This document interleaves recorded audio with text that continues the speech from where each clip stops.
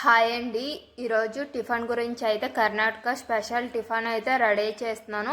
పిల్లలకని అందరికని చాలా చాలా ఇష్టంగా తింటారు. మీరు కూడా ఒకసారి ట్రై చేయండి.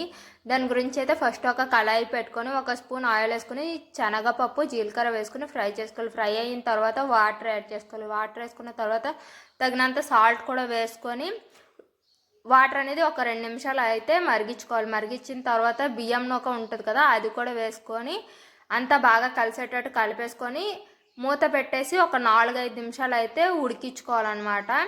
ఉడికించుకున్న దాన్ని అంతా బాగా మిక్స్ అయ్యేటట్టు మళ్ళీ ఒకసారి కలిపేసుకొని వీటిని చిన్న చిన్న ఉండల్లాగా అయితే రెడీ చేసుకోవాలి. ఉండలు చేసుకునేటప్పుడు అయితే చేతికి ఆయిల్ అప్లై చేసుకొని ఉండల్లాగా అయితే రెడీ చేసుకోవాలి. అన్ని ఉండలు చేసుకున్న తర్వాత అయితే ఇడ్లీ స్టీమర్ ఉంటుంది కదా, అందులో పెట్టేసుకొని ఒక 2-3 నిమిషాలు అయితే మళ్ళీ ఉడికించుకోవాలన్నమాట.